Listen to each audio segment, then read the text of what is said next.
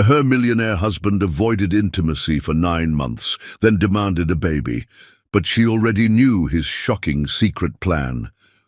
Hi, my beautiful family. I send you all my love, my prayers, and my blessings. Every story I create is not just a tale. It is a piece of my soul, shaped with endless care, sacrifice, and love for you. Today, I must open my heart.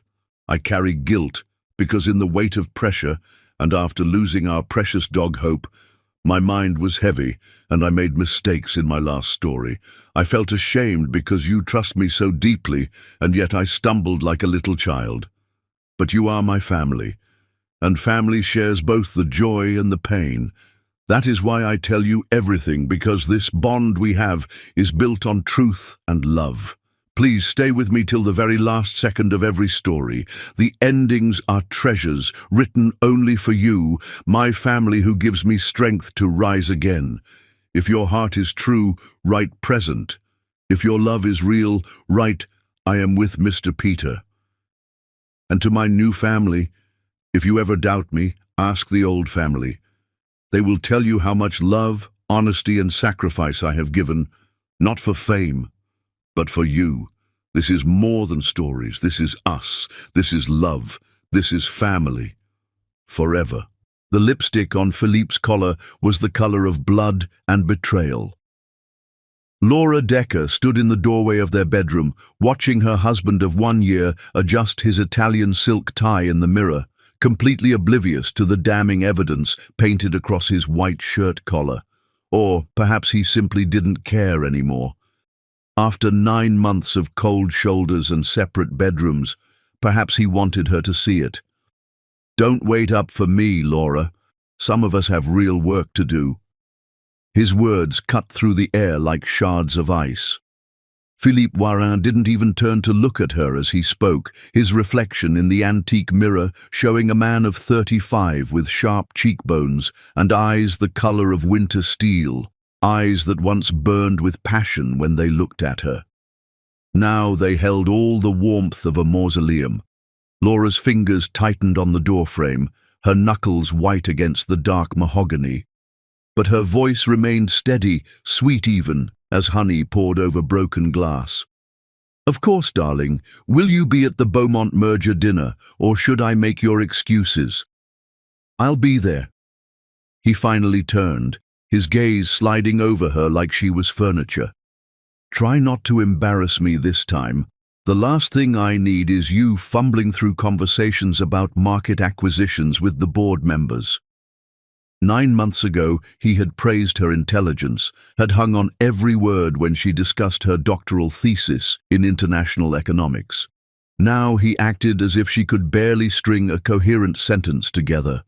Oh, darling. Laura moved forward, her silk robe whispering against her skin as she approached him. Her fingers reached for his collar, and she watched his entire body stiffen, not with desire, but with barely concealed revulsion. You must have brushed against someone at last night's gala. There's lipstick on your collar. She watched his face carefully, cataloguing the microsecond of panic before his expression smoothed into indifference. The Dubois woman air kisses everyone. You know how the French are. Madame Dubois was 73 years old and wore exclusively pink lipstick. This shade on Philippe's collar was crimson, the signature color of someone much younger, someone like Celeste Moreau, the new head of acquisitions at Warren Industries, whose perfume Laura had been smelling on Philippe's clothes for the past 3 months. How silly of her, Laura said, dampening a tissue with her tongue and dabbing at the stain, feeling Philippe's jaw clench with disgust at her touch. There, all gone. We can't have you walking into the office looking anything less than perfect. Don't do that, he snapped, jerking away from her. It's revolting.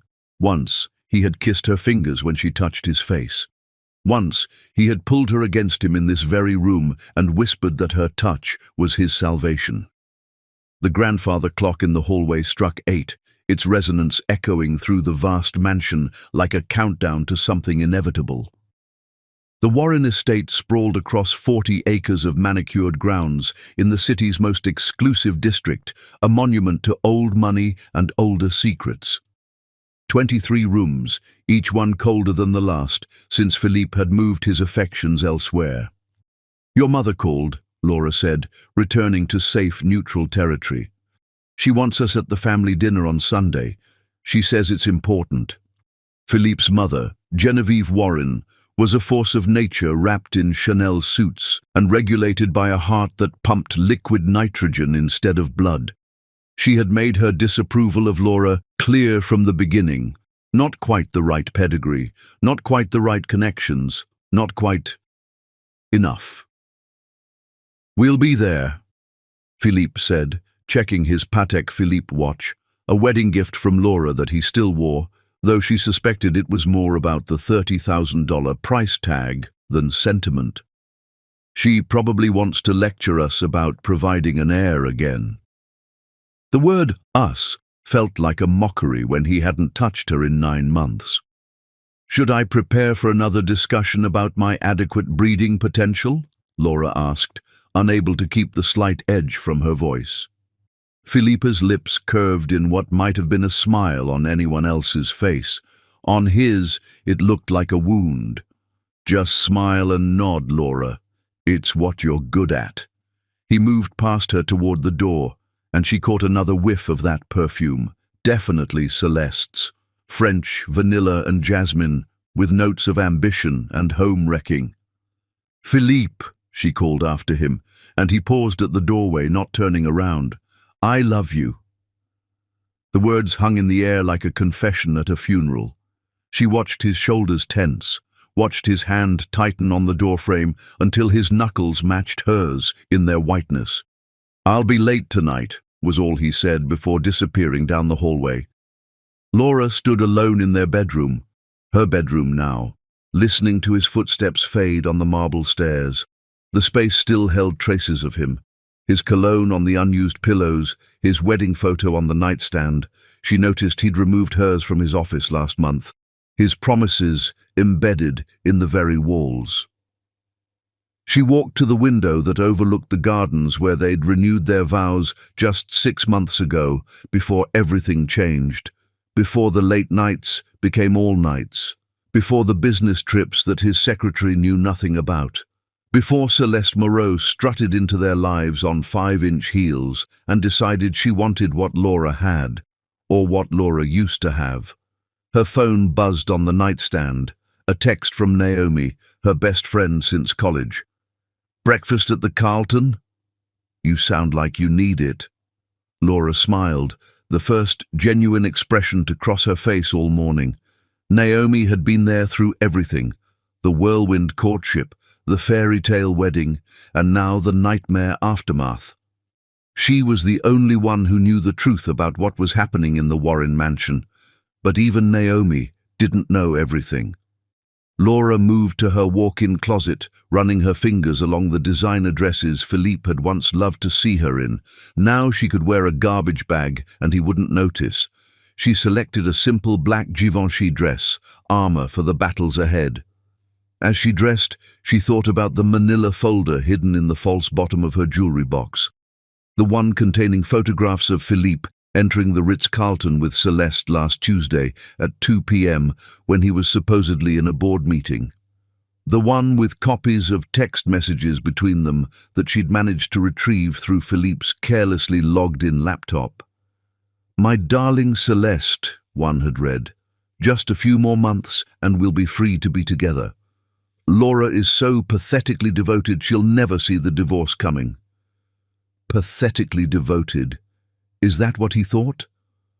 Laura applied her lipstick carefully, a neutral rose, nothing like Celeste's vampire red, and studied her reflection. She saw a woman of 28 with skin the color of burnished bronze that Philippe had once written poetry about, eyes that held intelligence he now pretended didn't exist, and a smile that had forgotten how to reach those eyes. But behind that reflection, she saw something else.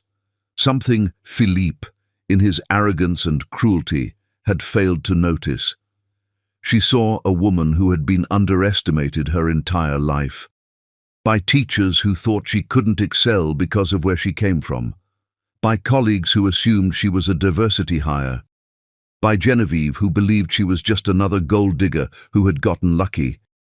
And now by her husband, who thought she was too stupid to notice his affair and too weak to do anything about it if she did. The doorbell rang downstairs, probably the housekeeper arriving. The staff had been walking on eggshells lately, sensing the tension that permeated every corner of the mansion. Laura didn't blame them. The Warren estate had become a battlefield where all the weapons were hidden beneath perfect manners and designer clothes. She picked up her phone and responded to Naomi. "The Carlton at 10. And Naomi, we need to talk about the plan." Because Laura Decker had a plan, one that Philippe, in all his calculating coldness, would never see coming. He thought he was playing chess while she was playing checkers. He had no idea she had already captured his queen, positioned her rooks, and was 3 moves away from checkmate. The lipstick on his collar hadn't been a mistake he'd made.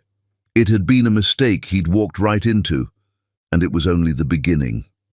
Chapter 2. Memories of Fire.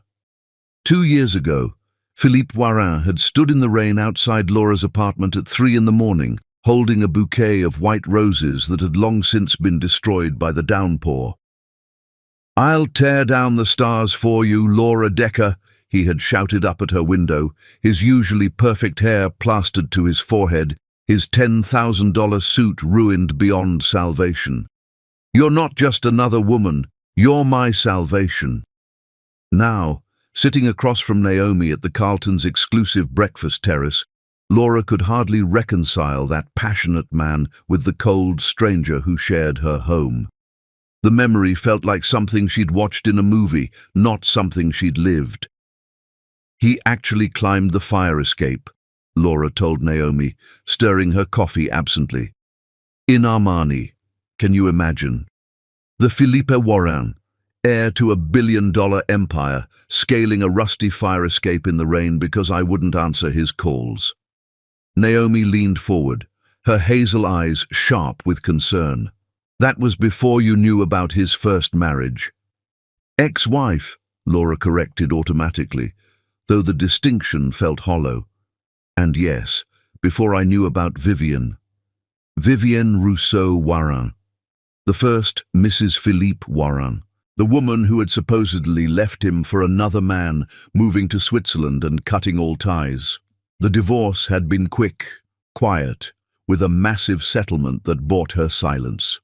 Laura had only learned about Vivienne 6 months into her marriage, when Camille, Vivienne's sister, had approached her at a charity gala with too much champagne in her blood and too much truth on her tongue.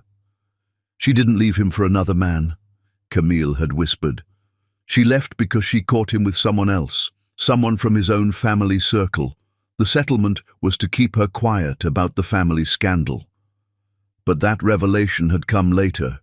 First had come the courtship that had set the entire city ablaze with gossip. "Tell me again why you're staying with him," Naomi said, cutting through Laura's reverie with surgical precision. "Because from where I'm sitting, this isn't love anymore, it's war." Laura's smile turned sharp enough to cut glass. "Oh, but darling Naomi, in the Warren world, love and war have always been the same thing. The only difference is who survives." She pulled out her phone and showed Naomi a photo from their wedding album, Philippe lifting her in his arms, spinning her on the dance floor while 300 of the city's elite watched and whispered. His face was incandescent with joy, hers radiant with love. "Look at us," Laura said softly. "We were so beautiful in our naivety." The memory of that night crashed over her like a wave. It had started 3 months before that rain-soaked declaration. Laura had been presenting her research at the International Economic Summit, a brilliant analysis of emerging market volatility that had caught the attention of several Fortune 500 CEOs. Philippe had been in the audience, supposedly scouting for new talent for Warren Industries. Your theory on currency manipulation in developing nations, he had said, approaching her after her presentation with a confidence that bordered on arrogance. It's wrong. She had raised an eyebrow, unimpressed by his expensive suit and perfect smile. Is that so, Mr. Warren, Philippe Warren? And yes, it's wrong because it doesn't account for shadow banking systems in Southeast Asia. They had argued for 3 hours. Through the cocktail reception, through dinner, through the after-party, their debate had raged on, growing more heated and more personal with every passing minute. By midnight, they were no longer discussing economics. By 1 in the morning, Philippe had whispered, "You're the most brilliant woman I've ever met, and if you give me one chance, I'll prove I'm worthy of that mind." Philippe pursued me like a man possessed, Laura continued, sipping her coffee. Do you remember when Matthias tried to ask me out? Naomi laughed, though it held no humor. Your husband nearly destroyed his own cousin over that. It had been at Genevieve's birthday party.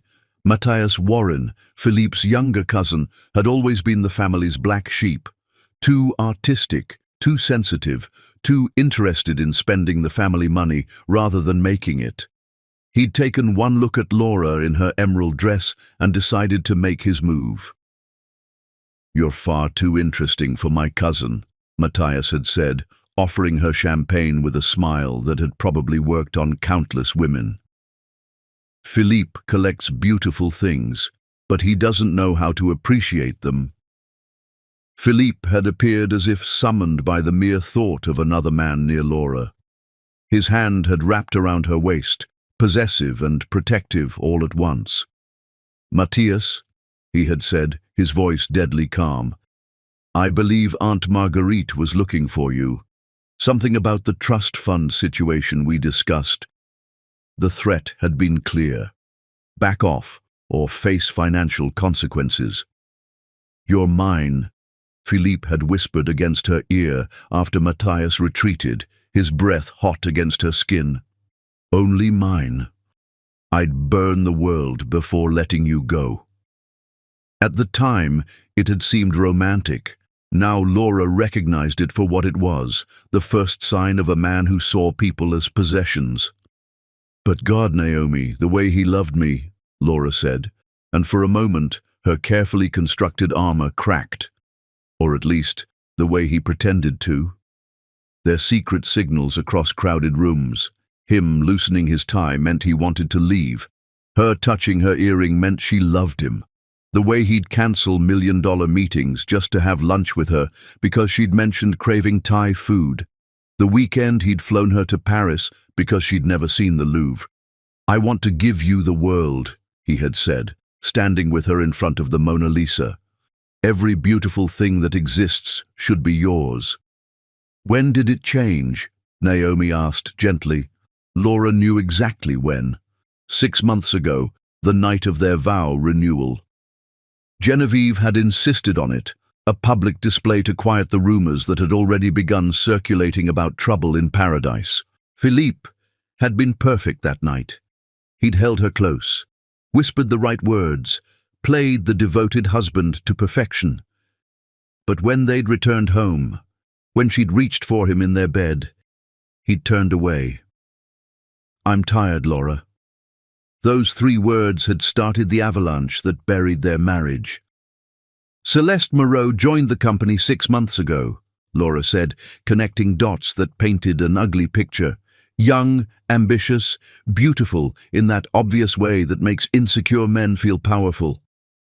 And Philippe is nothing if not insecure, Naomi observed. It was true, though few would guess it. Behind the Warren name, the inherited wealth, the carefully cultivated image, Philippe was a man desperate to prove he was more than his father's son. Laurent, his younger brother, had the natural business acumen. Isabelle, his sister, had the social grace. Philippe had the name and the pressure that came with it. He told me once, Laura said, remembering a vulnerable moment that now felt like another lifetime, that marrying me was the first thing he'd ever done that wasn't part of his mother's plan, that I was his rebellion, his choice, his freedom. And then Genevieve got in his head. Naomi said. The mother-in-law from hell had never hidden her disapproval. At their engagement party, she'd pulled Laura aside with a smile that could freeze helium. "You're very pretty, dear, and I'm sure you're quite clever in your own way. But Warren wives aren't just ornaments. They're dynasty builders. Can you give my son a dynasty?" The pressure for an heir had started immediately after the wedding. Every family dinner became an interrogation about Laura's fertility. Every society event included whispers about when the Warren heir would arrive. "But here's what Philippe doesn't know," Laura said, pulling out a second phone from her purse, one Naomi had never seen before. "I've been documenting everything, every late night, every lie, every text message he thought he deleted." She showed Naomi a screenshot of Philippe's credit card statement. Dinner for two at Le Bernardin when he was supposedly at a client meeting, jewelry purchases that never made it to Laura, hotel charges at the Four Seasons on afternoons he claimed to be in conference calls. "How did you—" His passwords are pathetically predictable. His mother's birthday for his banking, our wedding date for his email, though I'm sure he'll change that soon, and Warren 2020 for his phone backup. "Laura, this is dangerous. If Philippe finds out—" "He won't." Laura's voice was steel wrapped in silk. "Because Philippe, like his mother, like everyone in that toxic family, believes I'm too stupid to fight back. They see my skin color, my background, my degrees from public universities instead of the Ivy League, and they assume I'm grateful just to be allowed in their presence." Her phone, her real phone, buzzed. A text from Philippe. "Don't wait up. Client dinner, running late." Laura showed it to Naomi, then pulled up the Find My Phone app on the secret device. "He's at Celeste's apartment, has been for the past 2 hours." "The bastard," Naomi breathed. "The predictable bastard," Laura corrected. "Every Tuesday and Thursday, like clockwork. So arrogant, he doesn't even vary the pattern." She pulled out another folder, this one labeled Insurance Policy. It contained something that made Naomi's eyes widen. "Is that—" "The prenup Philippe made me sign." "Yes, but more importantly, the part his lawyer forgot to redact properly, the infidelity clause that goes both ways. If he cheats, I get everything, not just a settlement, everything." How did they miss that? They didn't miss it. They assumed I'd never be able to prove infidelity. After all, Philippe is too smart to get caught. Laura's smile was sharp. "Except he's not smart. He's just rich. There's a difference." Laura closed the phone and slipped it back into her purse. "But I'm not ready to play that card yet. First, I need to find out what they're really planning." "What do you mean?" "Philippe doesn't just want a divorce, Naomi. That would be too simple, too expensive. He wants me to give him a child first, then leave me with nothing. I overheard him on a call with Bernard last week. Something about securing the succession before making any moves. He wants to use you as an incubator? Essentially. Get me pregnant, then suddenly discover some reason to divorce me that invalidates the prenup. Probably claim I was unfaithful." "But you haven't—" "Of course not. But that won't stop them from manufacturing evidence." Laura stood, leaving money on the table. "I have to go. Lunch with Genevieve and her sister Marguerite. They want to discuss my duties as a Warren wife." "Laura," Naomi called after her, "be careful. These people—" "These people," Laura said, turning back with fire in her eyes that Philippe used to claim he loved, "have no idea who they married into this family. They wanted a queen who would give them heirs and stay silent. Instead, they got a warrior who's about to turn their own game against them." As she walked away, her phone buzzed again. This time, it was from Laurent, Philippe's brother. "We need to talk. It's about Philippe and Celeste, and something you need to know about their relationship." Laura smiled. Another piece on the chessboard, moving exactly where she needed it to be. Philippe thought he was playing a simple game of betrayal and divorce. He had no idea she was playing for so much more. Chapter 3. The Sweetest Days. Sometimes I wake up terrified this is all a dream. Felipa had whispered those words at 3 a.m. on a Tuesday, exactly 3 months after their wedding. Laura had been feigning sleep, savoring the weight of his arm across her waist, the warmth of his breath against her neck. In the darkness of their bedroom, with moonlight painting silver streaks across Egyptian cotton sheets, Philippe Warin had sounded vulnerable as a lost child. "Then never wake up, my love," Laura had whispered back, turning in his arms to face him. His eyes in the darkness had been vulnerable in a way daylight never allowed. This was the Philippe only she knew, the one who suffered from insomnia, who sometimes stared at the ceiling reciting stock prices to calm his anxiety, who had panic attacks that he hid from everyone, including his family. Especially his family. Now, sitting across from Genevieve and Marguerite at the Warren Estate's sun-drenched conservatory, Laura wondered if those vulnerable moments had been real, or just another performance in Philippe's elaborate theatre of manipulation. "More tea, dear?" Genevieve asked, her tone suggesting that declining would be a social crime punishable by exile. "Thank you, Mother Genevieve," Laura replied, watching the older woman's lips purse at the familial address she'd never quite approved of. Marguerite, Philippe's aunt, watched the exchange with the hungry eyes of a vulture circling dying prey. She lived for family drama, fed on it, like others, fed on oxygen. "Isabelle tells me Philippe has been working late quite often," Marguerite said, stirring sugar into her tea with deliberate slowness. "Such dedication to the company. His father would be proud." Philippe's father had died of a heart attack 5 years ago, allegedly from overwork.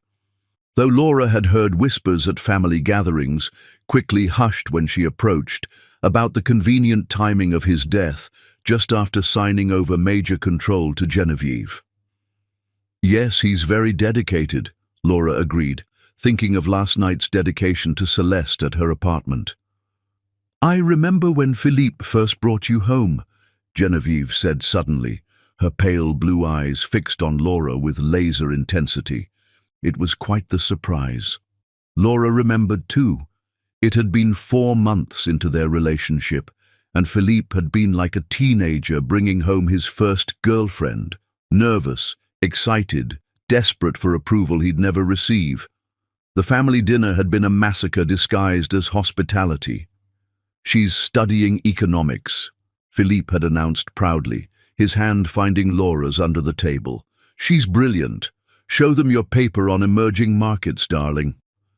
"Perhaps after dessert," Genevieve had said, her tone making it clear that after dessert meant never. "Tell us about your family, Laura. What does your father do?" "He was a teacher," Laura had replied, chin raised. "History, at a public school. He passed when I was 16.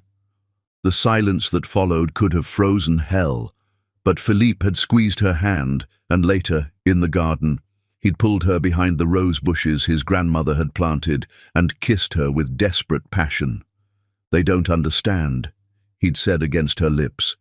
"They think love is about mergers and bloodlines and trust funds. But this, us, this is real. You make me real, Laura." That night, they'd made love in his childhood bedroom while his family slept down the hall, and Philippe had whispered promises into her skin like prayers. "I've never seen my brother this happy," Isabelle had told Laura the next morning, finding her alone in the breakfast room. Back then, Isabelle had been an ally, a friend even. "You're good for him. He's different with you, softer, more human." The sweet days had been intoxicating in their perfection. Philippe would send her flowers every Monday, not roses or generic bouquets, but specific flowers with meaning. Purple iris for wisdom when she defended her dissertation, sunflowers for adoration when she won the Economics Excellence Award, white carnations for pure love when she agreed to marry him. "Do you know what today is?" he'd ask at random moments, and she'd panic, thinking she'd forgotten something important. Tuesday? She'd guess, and he'd laugh, that rich, warm sound that had first made her heart skip. It's been exactly 247 days since I met you. 247 days since my life actually began. He kept a photo of her in his wallet. Not one of the professional engagement photos, but a candid shot Naomi had taken at a barbecue. Laura was laughing at something, head thrown back, completely unguarded. Philippe would pull it out during board meetings, his secretary Miranda had told her, just to look at it between hostile takeovers and million-dollar decisions. "Mr. Warren, the Tokyo call," Miranda would prompt. "5 more seconds," he'd say, staring at the photo like it contained the secrets of the universe. There was the night he'd recreated their first date in their living room when she'd gotten food poisoning and couldn't leave the house, complete with the same wine, the same music, even wearing the same tie he'd worn that night. "If you can't go to the memory comes to you," he'd said, spinning her slowly to Etta James while she tried not to cry. Or the morning she'd mentioned, offhandedly, that she'd never learned to ski because her family couldn't afford vacations. That weekend, he'd flown her to Aspen, but instead of the luxury resort, he'd found a small, family-run lodge with an instructor who specialized in beginners. "I don't want you to learn in front of people who might judge you," he'd explained. "I want you to fall and laugh and not worry about anything except being happy." She'd fallen 37 times that first day. Philippe had counted, cheering for every small victory, never once showing the impatience that characterized his business dealings. "Laura?" Genevieve's sharp voice cut through the memories. "I asked if you've been to see Dr. Maurier." Dr. Maurier. The fertility specialist Genevieve had been pushing since the wedding. "Not yet," Laura replied smoothly. "Philippe and I want to wait until—" "Waiting is a luxury Warren wives don't have," Marguerite interrupted. "Look what happened with Vivienne. Waited too long and Philippe had to find someone else." Laura's fingers tightened on her teacup. "I thought Vivienne left him." The two older women exchanged glances. "Of course she did," Genevieve said curtly, "for some Swiss banker. But if she'd given Philippe a child first, perhaps he would have fought harder to keep her." "How romantic," Laura said dryly. "Fighting for your wife because she's proven her breeding capability." "Don't be crude," Genevieve snapped. "You knew what this marriage entailed. The Warren name comes with expectations." Her phone buzzed. Laurent's name flashed on the screen. "Excuse me," Laura said, standing. "I should take this." She stepped onto the terrace, answering the call. "Laura, can you meet me?" Laurent's voice was tense. "Not at the office. Somewhere private." "Laurent, what's wrong?" "It's about Philippe and Celeste. I found something you need to see. Can you meet me at the Carlton Hotel bar at 4? "What kind of something?" "The kind that explains why Philippe changed 6 months ago. The kind that—" "Laura, just meet me, please." Laura's blood chilled. "I'll be there." She ended the call and turned to find Isabelle standing in the doorway, her face unreadable. "That was Laurent," Isabelle said. It wasn't a question. "Yes." "Be careful, Laura. My brothers, they're not what they seem, neither of them."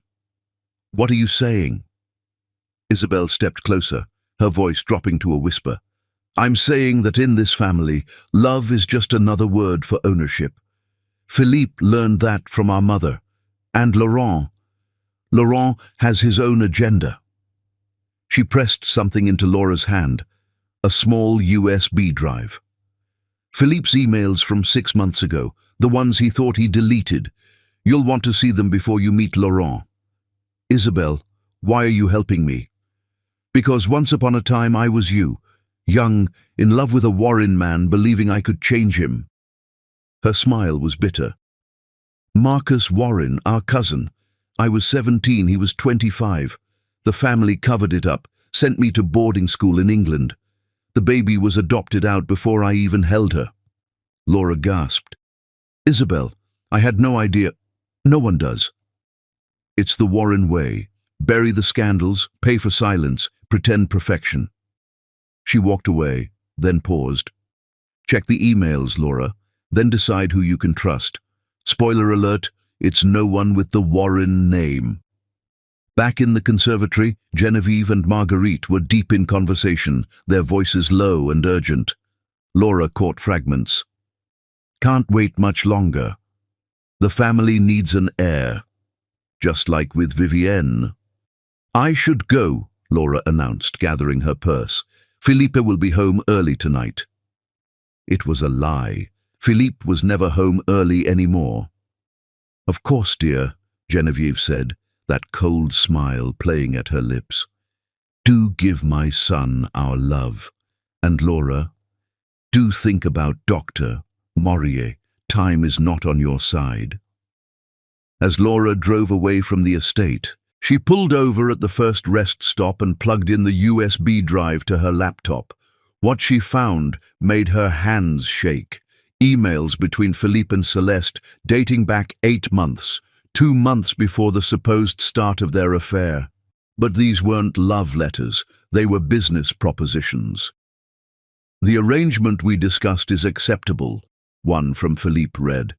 Once Laura provides an heir, you'll be publicly acknowledged as my partner. The divorce will be clean, irreconcilable differences.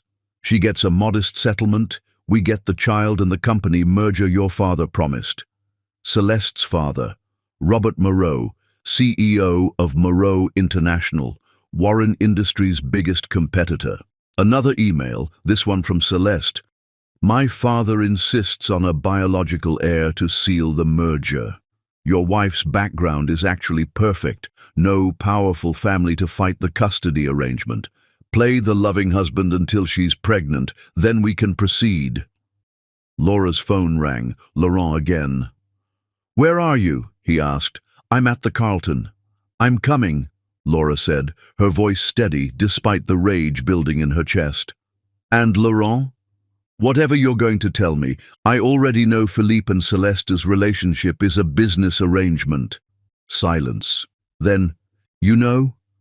Then you know it's worse than just an affair. Laura, they're planning to use me as a surrogate for their merger baby. Yes, I know. She started the car. The question is, Laurent, what's your role in all this? Because Isabelle seems to think you have your own agenda. Laurent's laugh was bitter. Isabelle's right. I do have an agenda. It's called stopping my brother from destroying another woman the way he destroyed Vivienne, and the woman before her, and the woman before that. There were others. Philippe has been perfecting this game since college, Laura. You're just the first one he actually married. The others were paid off or disappeared quietly. But you're different. You're stronger. And that's why I think you can beat him at his own game. Laura pulled into the Carlton's parking garage. I'm here. Good, Laurent said. Because what I'm about to show you changes everything. Celeste Moreau isn't who anyone thinks she is. And when you find out the truth, you'll understand why Philippe never stood a chance. None of us did. Laura walked into the bar, her mind racing. The sweet days of her marriage were truly dead, buried under conspiracies and business deals. But from their ashes, something new was rising. Something Philippe would never see coming. Chapter 4. Love's Last Dance. The ambassador's ball was where Philadelphia's elite came to pretend they were European royalty for one night, and Philippe Warren had just asked his wife to dance for the first time in 6 months. Dance with me like we used to, he whispered against Laura's ear, his hand extended like an olive branch wrapped in thorns. The entire ballroom seemed to hold its breath. 200 of the city's most powerful people watched as Laura Decker stood frozen, champagne flute in hand, staring at her husband as if he were a stranger wearing Philippe's skin.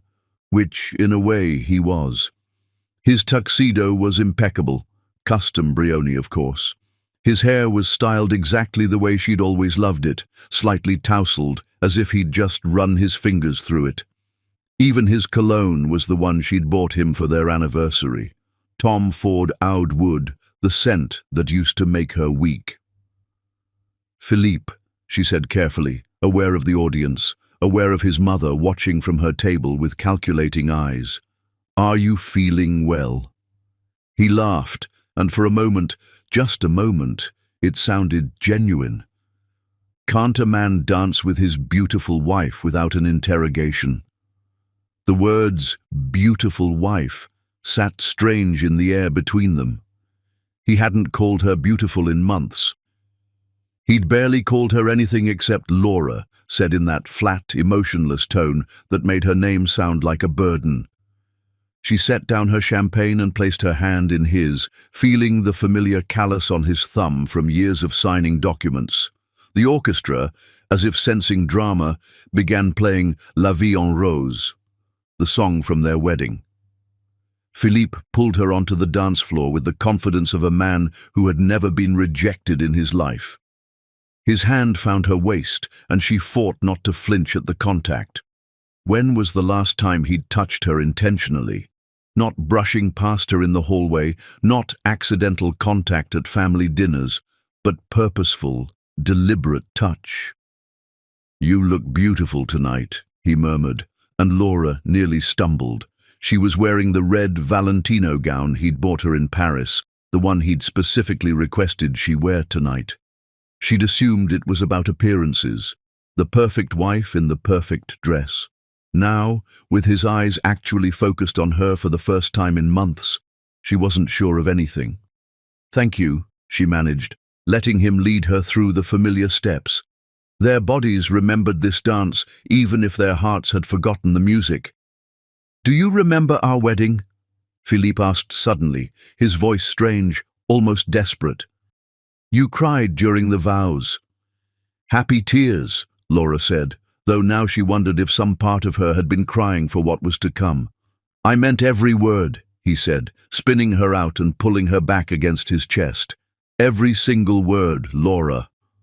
The intensity in his voice made her look up, meeting his steel-grey eyes. What she saw there made her breath catch. For just a moment, the ice had melted, and underneath was something raw, something that looked almost like, "God, Laura, what have I been doing?"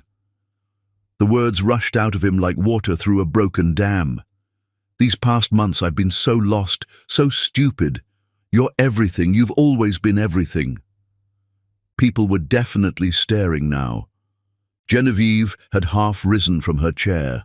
Across the room, Laura spotted Celeste in a black dress that was slightly too revealing for the occasion, her face twisted with something between rage and panic.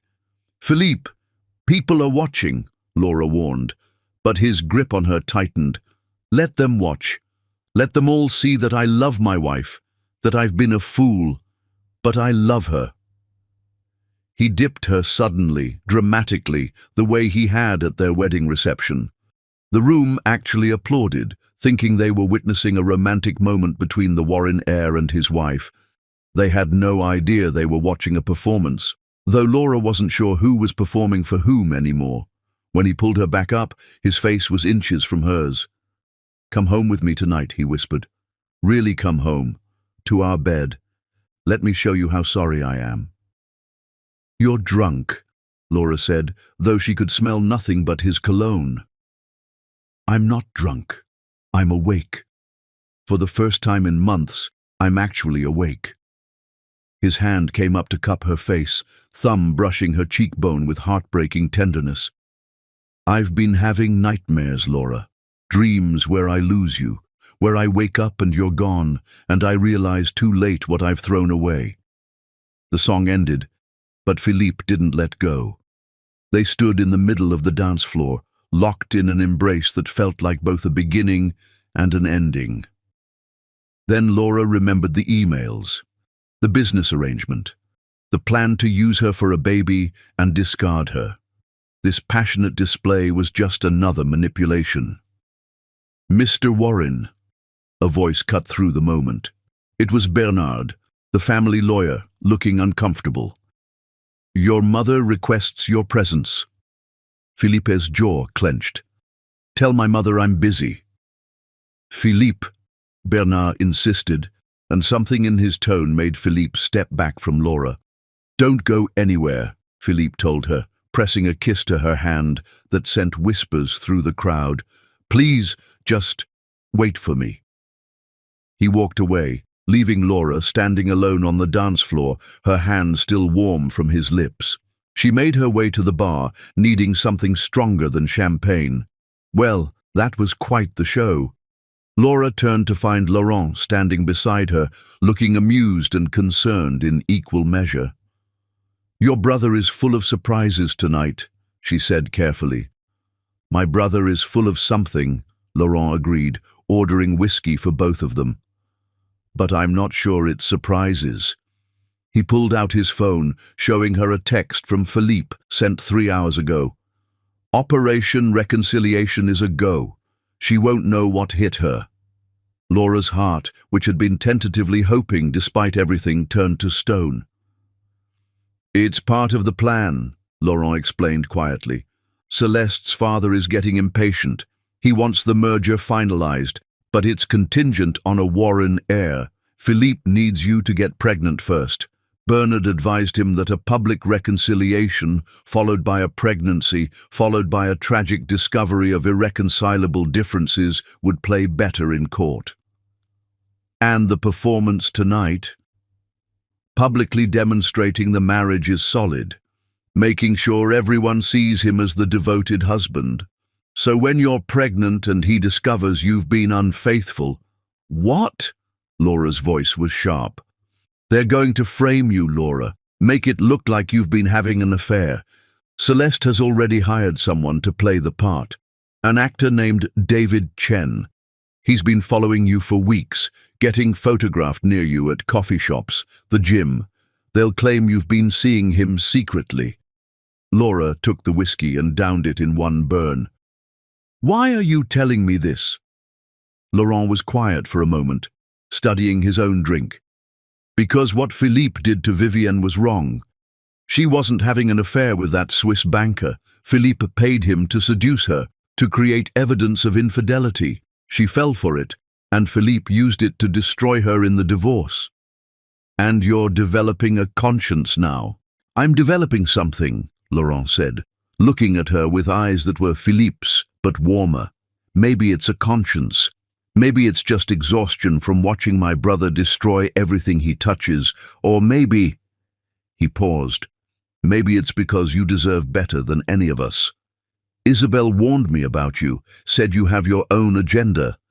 Isabel's smart. I do have an agenda." He smiled sadly. "I want to take over Warren Industries. Philippe's destroying it with his personal dramas and bad decisions. But I want to earn it, not steal it. And I definitely don't want to destroy innocent women in the process." Across the room, Philippe was in heated discussion with his mother and Bernard. Celeste had joined them, standing too close to Philippe, her hand occasionally touching his arm, with casual intimacy that made Laura's stomach turn. "He'll come back to you tonight," Laurent warned. "He'll be passionate, romantic, everything you fell in love with. He's good at that, becoming exactly what people need him to be. It's his gift and his curse." "Was any of it real?" Laura asked, not sure she wanted the answer. "In the beginning." Laurent was quiet for so long she thought he wouldn't answer. Then, the first 3 months maybe. Before Mother got her claws in. Before Celeste's father made his offer. Philippe was actually happy, genuinely, stupidly happy. But happiness doesn't pay for empires, and Philippe chose the empire. The orchestra started playing again, another waltz, and couples began returning to the dance floor. Laura watched them, all these people playing their parts in the grand theatre of high society. "There you are." Philippe had returned, his face flushed, eyes bright with something that might have been passion, but could just as easily have been desperation. "Dance with me again," he said, reaching for her hand. "I'm tired," Laura said, stepping back from his touch. "Please." The single word cracked his perfect facade like a hammer to glass. "Laura, please, one more dance. Let me hold you for one more song." Laurent excused himself with a meaningful look at Laura. She understood the warning. Be careful.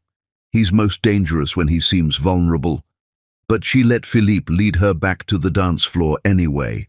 Let him hold her close, his chin resting on top of her head the way it used to when they slow danced in their kitchen at midnight.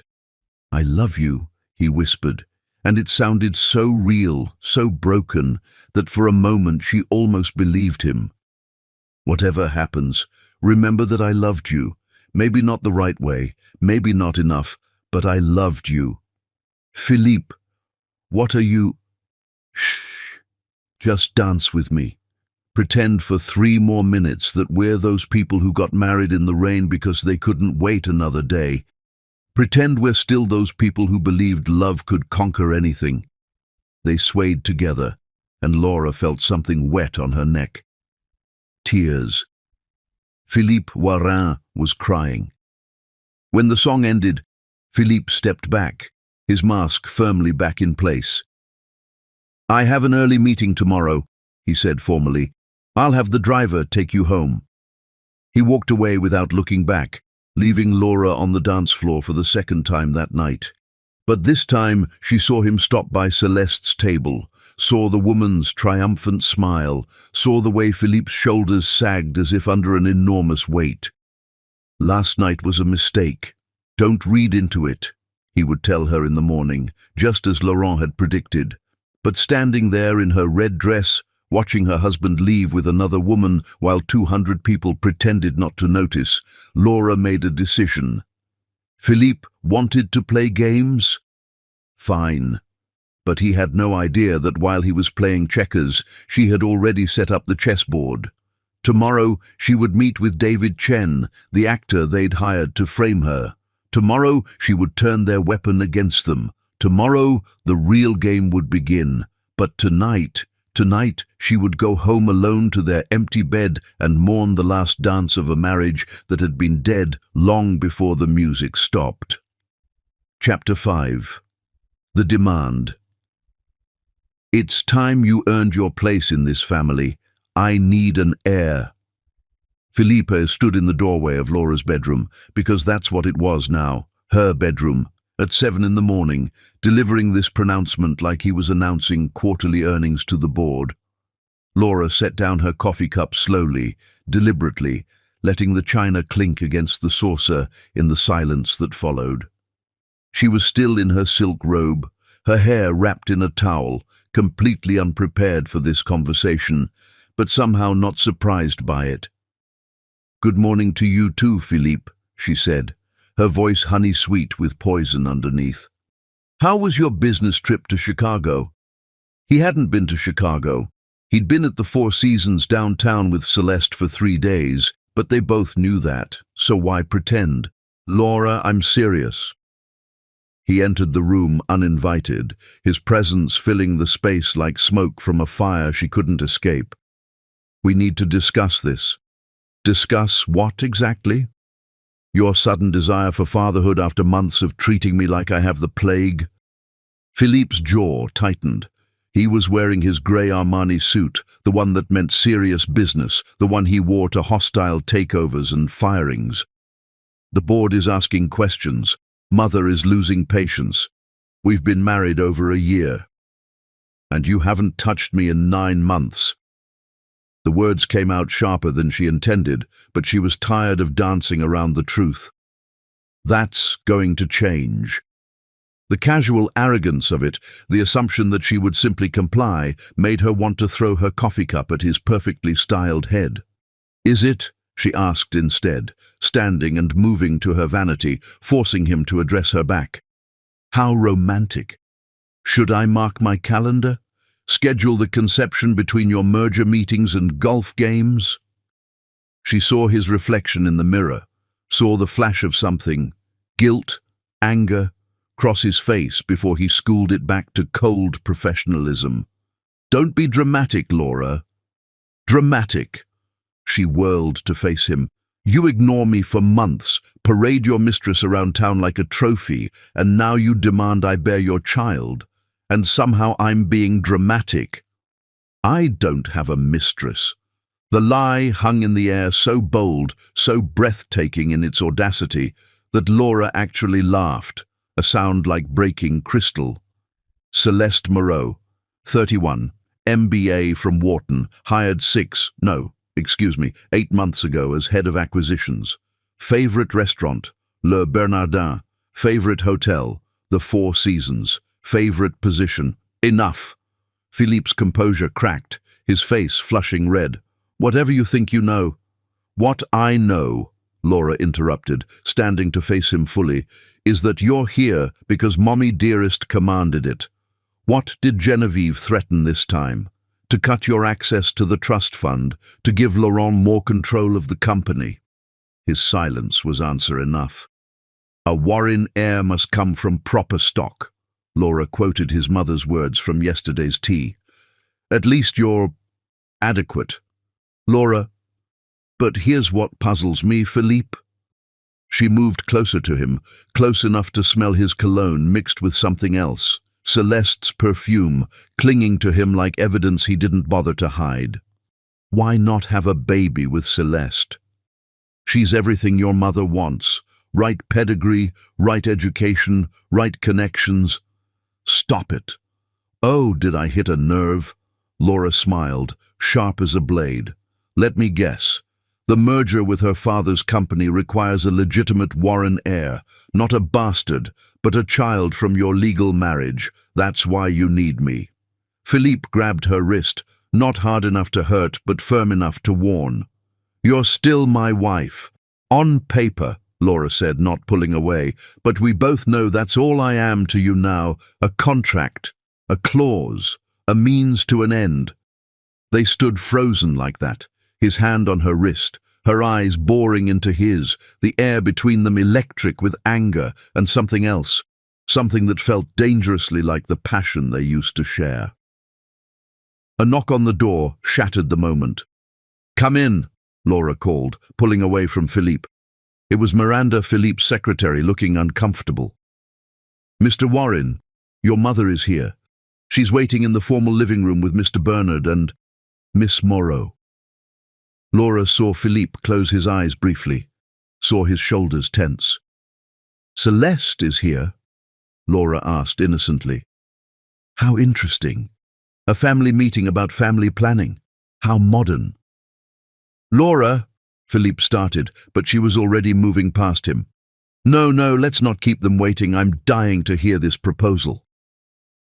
The formal living room was a stage set for power plays, all Persian rugs and oil paintings of dead Warren patriarchs. Genevieve sat in the high-backed chair that might as well have been a throne, with Bernard to her right and Celeste to her left, looking like a war council. Laura, darling, Genevieve said, the endearment sounding like an insult. How lovely that you could join us. I live here, Laura reminded her, taking a seat across from them, forcing Philippe to choose a side. He remained standing, caught between them like a man on trial. We need to discuss the future of the Warren line, Genevieve began without preamble. It's been over a year since the wedding. The board is concerned. Investors like stability, and stability means succession. How fascinating, Laura said. And what does Miss Moreau have to do with Warren's succession? Is she here to take notes? Celeste's perfectly painted lips curved in a smile that didn't reach her eyes. I'm here as Philippe's business partner. The future of the company affects all major stakeholders. Business partner, Laura repeated. Is that what we're calling it now? Laura, Philippe warned. No, please, I'm genuinely curious. Laura leaned forward. Tell me, Celeste, in your professional opinion, how many stakeholder meetings require overnight stays at the Four Seasons? The room went arctic. Bernard cleared his throat. Perhaps we should focus on the matter at hand. Mrs. Warren, the family requires assurance that an heir will be produced within the year. Requires? Laura raised an eyebrow. Or what? You'll replace me like a faulty appliance? Don't be crude, Genevieve snapped. You knew what this marriage entailed. The Warren name comes with responsibilities. Yes, I remember the sales pitch, Laura said.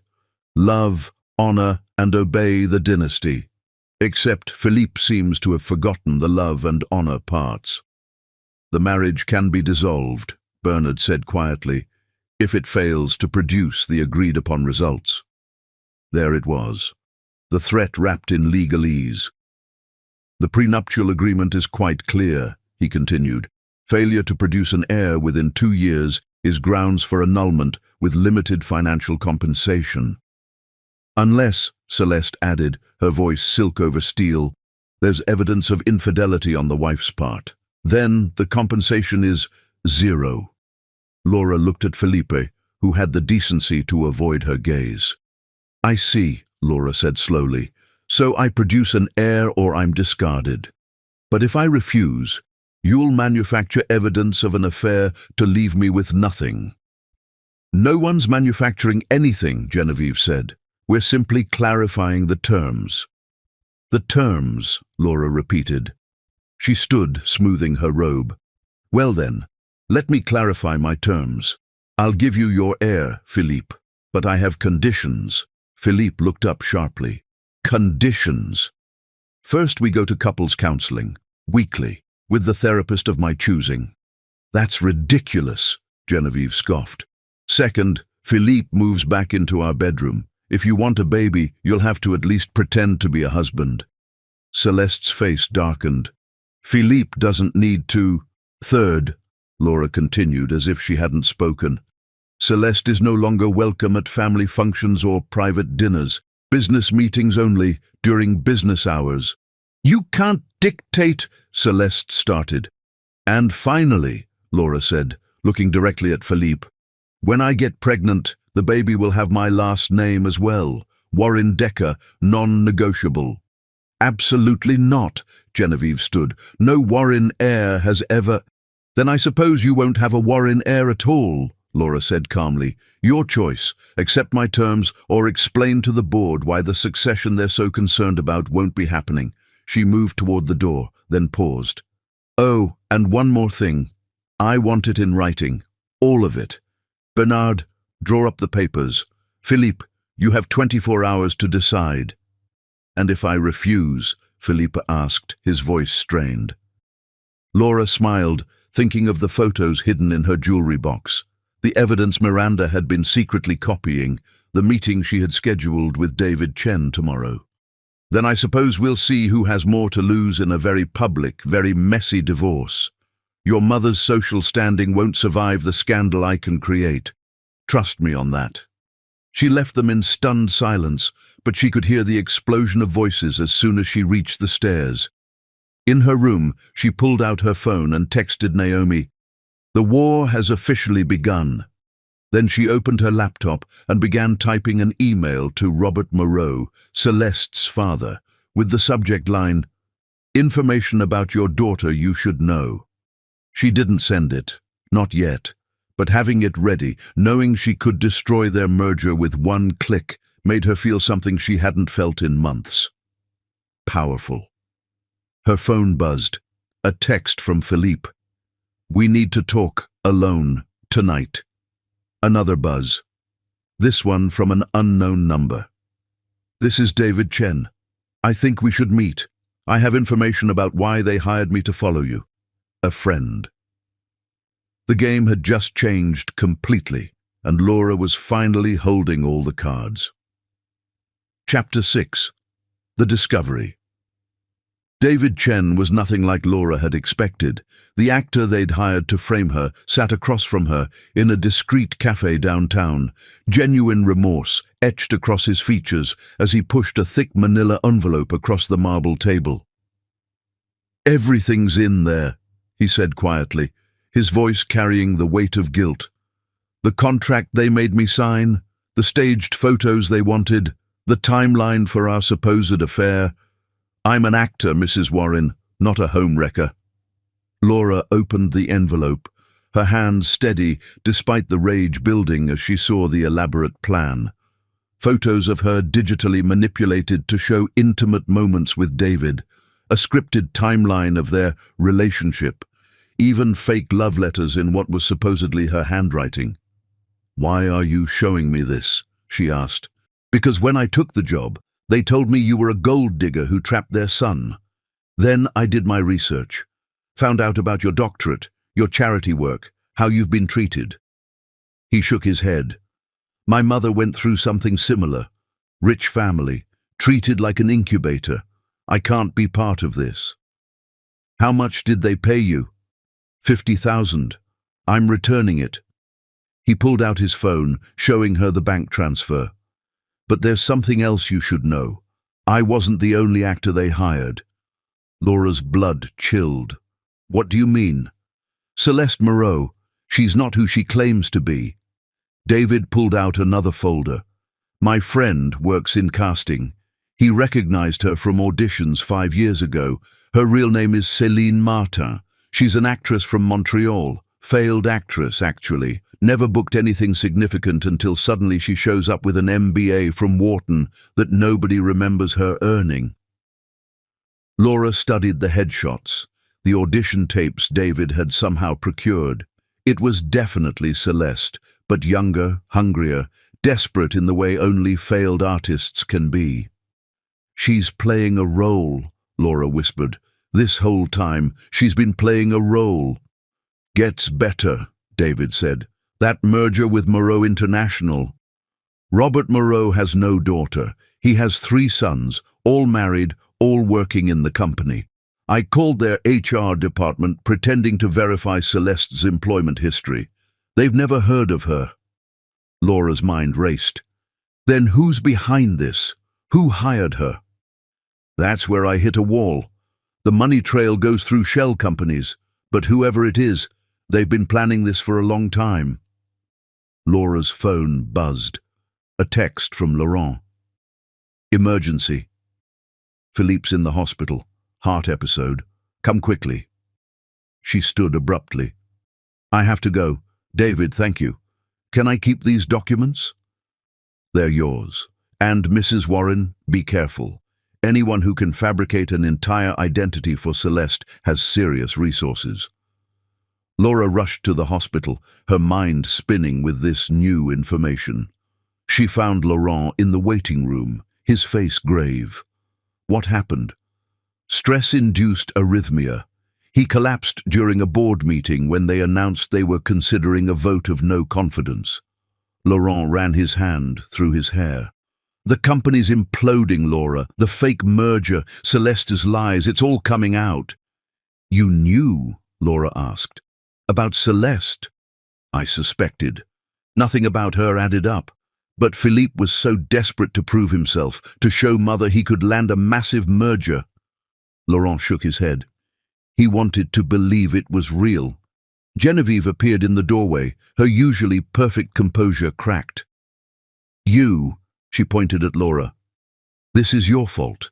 If you'd just given him a child." "If I'd given him a child, I'd be discarded by now," Laura shot back. "Just like Vivienne. Vivienne was weak. Vivienne was smart. She got out before you could destroy her completely."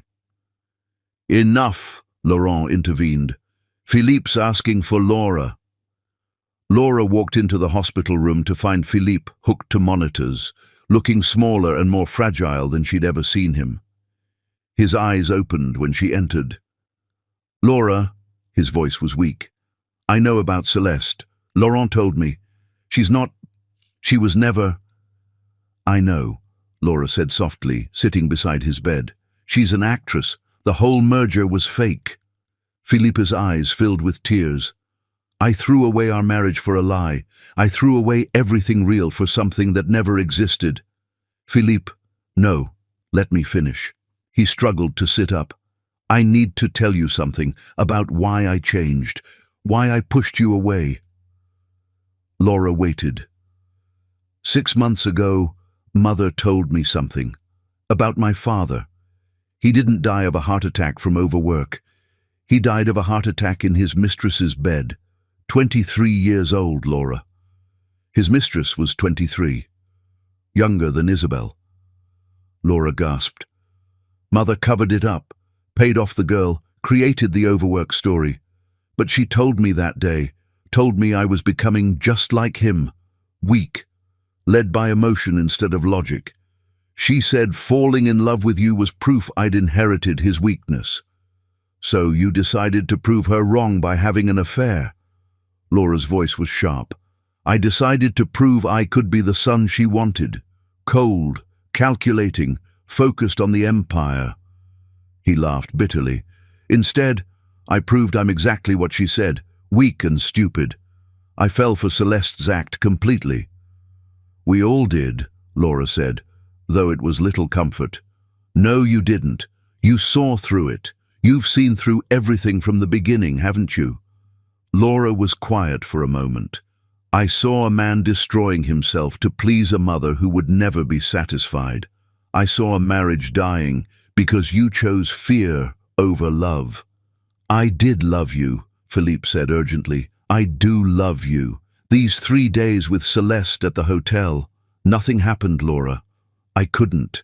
Every time she touched me, all I could think about was you, about what I was throwing away. Philippe, I'm getting a divorce, he said suddenly. Not from you, from them, from Mother, from the company, from all of it. Laurent can have it. I want to try to earn you back, if you'll let me.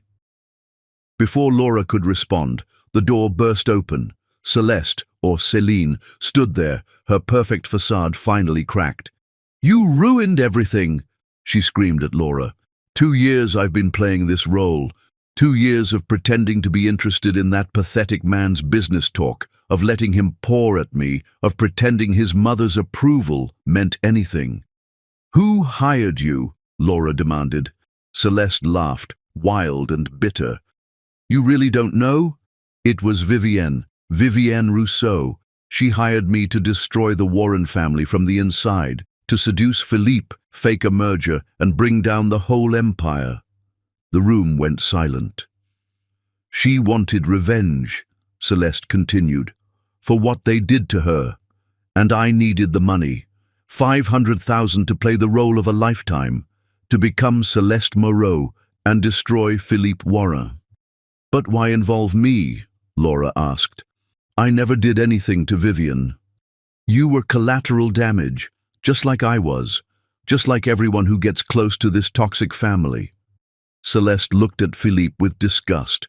You want to know the funny part? I actually started feeling sorry for you, both of you, watching you destroy each other while Vivienne pulled the strings from Switzerland. She turned to leave, then paused. Oh, and Philippe? That heart episode you just had? Might want to check what's been in your coffee lately. Vivienne has friends everywhere, even in your own house.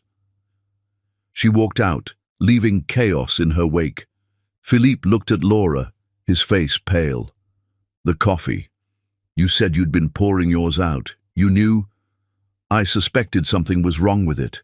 I didn't know what. Laura stood. I need to make some calls. If Vivienne's been orchestrating all of this. Laura, Philippe called out. What are you going to do?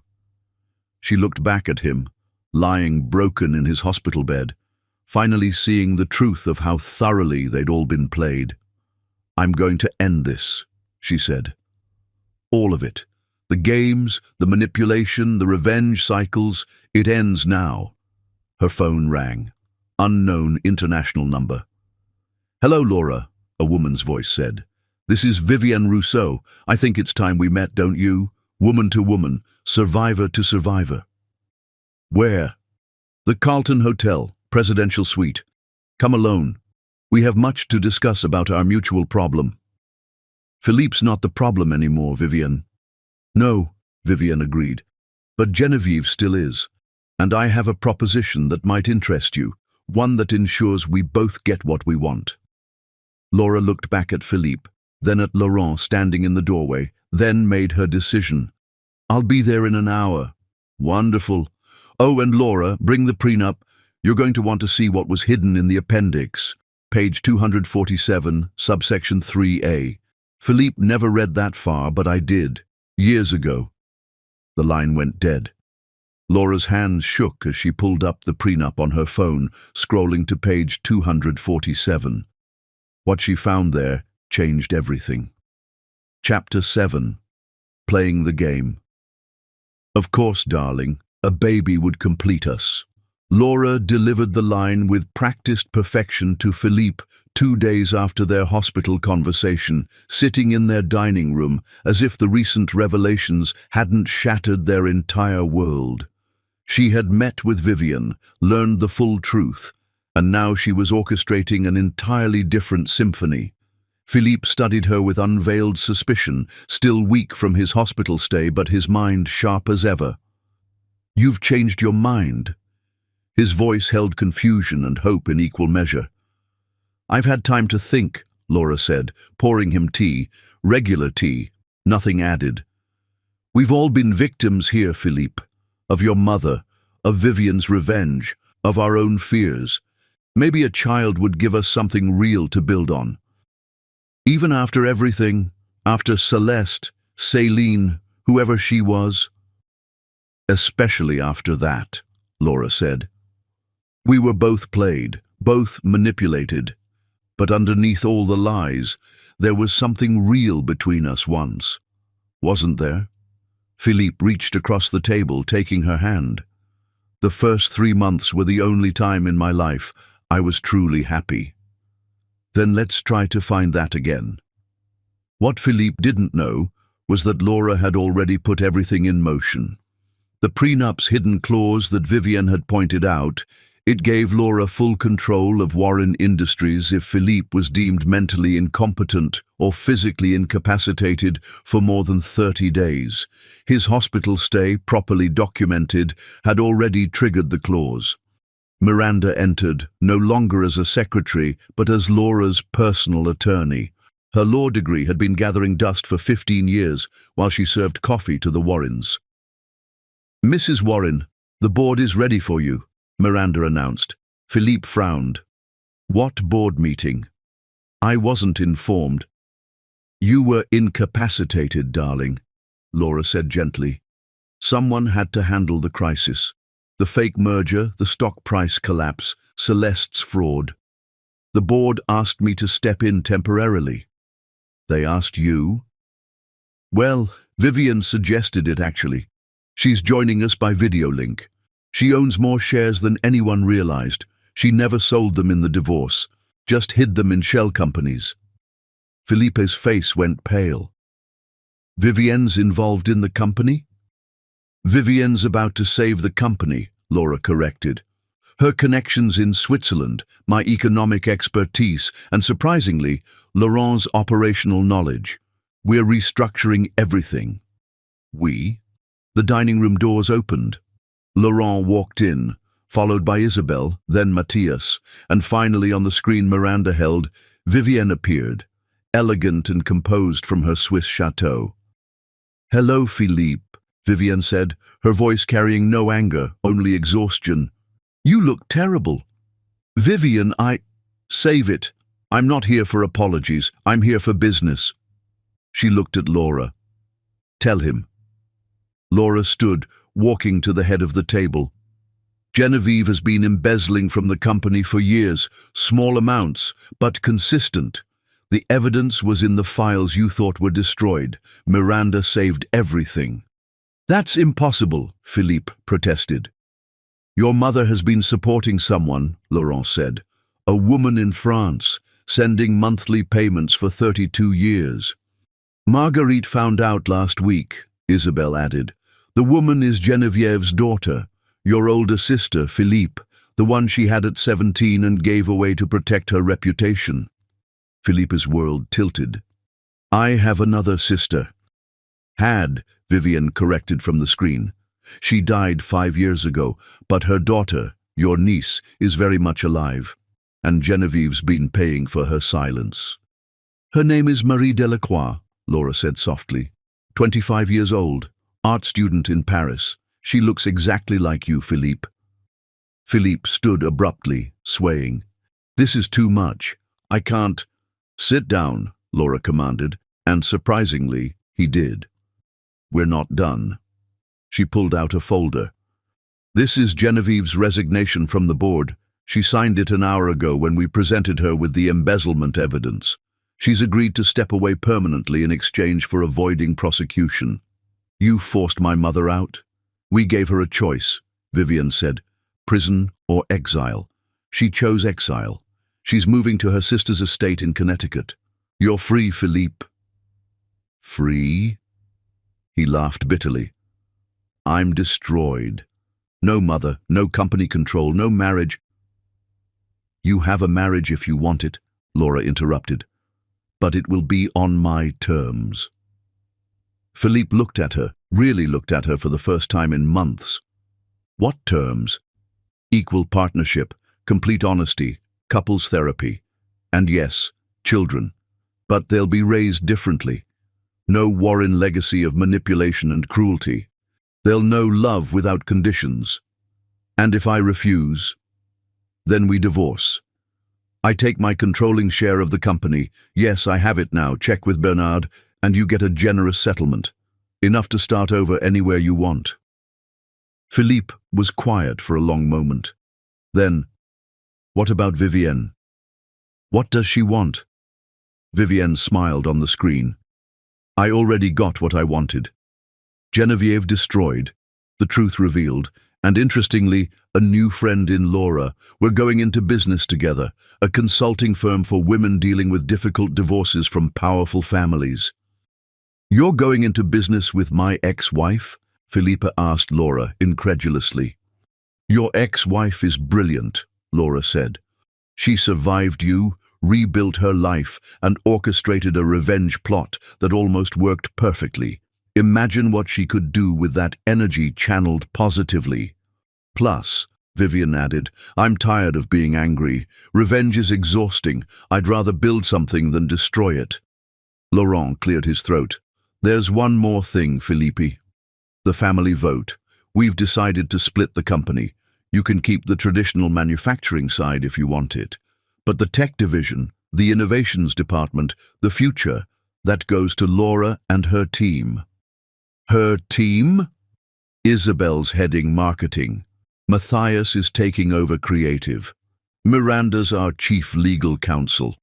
Even Marguerite's agreed to handle charitable foundations, properly this time. Philippe looked around the room at his family, all aligned against him. No, not against him. Without him. They'd moved on while he was still stuck in the old patterns. And Mother agreed to all this? Mother has no choice, Isabel said firmly. We have enough evidence of her manipulations to destroy her social standing completely. Her silence is part of the deal. Philippe turned to Laura. You planned all this? From the beginning?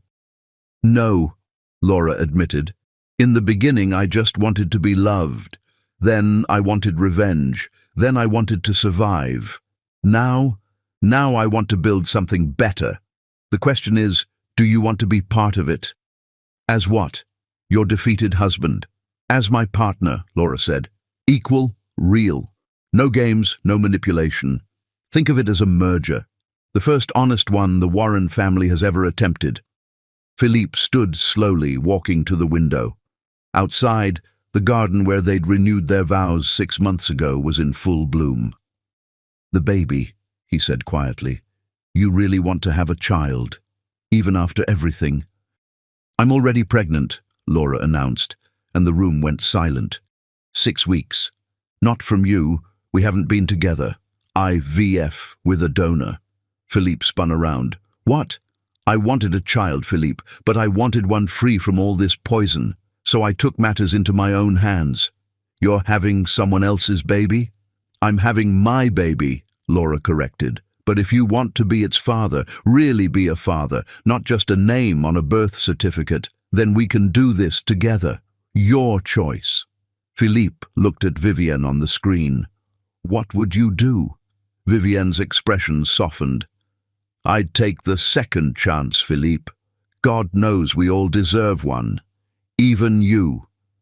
Especially you, Laurent added. You're not a bad man, brother. You're just a man who let fear turn him bad. There's a difference. Philippe walked back to Laura, standing before her with none of his usual arrogance. If I agree to all of it, The therapy, the partnership, raising your child. What guarantee do I have that you won't destroy me later? None, Laura said, honestly. Just like I have no guarantee you won't revert to your old ways. That's what trust is, Felipe. A leap of faith without a safety net. That's terrifying. That's love, Laura corrected. Real love. Not the possessive obsession you called love before. Felipe was quiet for so long that everyone started to shift uncomfortably. Finally, he spoke. Okay. Okay. Okay to all of it. The therapy, the partnership, the baby. He took a deep breath. I want to be better. I want to be the man you thought you married. Laura studied his face, looking for deception. She found only exhaustion and something that might have been hope. Then we start now, she said. First therapy session is tomorrow. First board meeting with the new structure is Monday. And Felipe, you're moving back to our bedroom tonight. Separate beds for now, but same room. We rebuild from proximity. What about trust? Trust is earned, Laura said. Day by day, choice by choice. You started earning it the moment you said okay. Vivian cleared her throat on screen. Well, this is touching, but I have a flight to catch. Laura, I'll see you in Zurich next month for the firm launch. I'll be there. Philippe, Vivian said, looking at him one last time. Don't waste this chance. You won't get another. The screen went dark. One by one, the family filed out, until it was just Laura and Philippe in the dining room where everything had started that morning. You played us all, Philippe said, but there was admiration in his voice. From the very beginning. No, Laura said. I just refuse to be played. There's a difference. Chapter 8. The web tightens.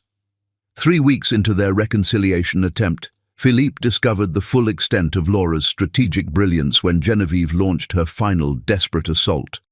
She's contesting everything, Bernard announced, bursting into the study where Laura, Philippe, and the newly formed board were meeting. Your mother has hired Rothschild and Associates. She's claiming mental duress, insisting she was coerced into signing under false pretenses. Laura didn't even look up from her papers. Let her. Let her. Philippe stood abruptly. Rothschild is the best firm in the country. They've never lost a corporate case. They've never faced me, Laura said calmly. She pulled out her phone and made a call. Marie? Yes, it's time. Can you fly in tomorrow? Bring everything. Philippe frowned. Marie? You mean your niece, Genevieve's granddaughter, the one she's been paying to stay quiet? Laura smiled. Genevieve doesn't know that Marie and I have been in contact for 6 months. 6 months? But you only learned about her? I learned about her existence recently, but I've known Genevieve had a secret she was paying to hide for much longer. Miranda's been tracking the payments. I just had to find who was receiving them. The door opened and Céline walked in, causing everyone to tense. What is she doing here? Philippe demanded. I invited her, Laura said.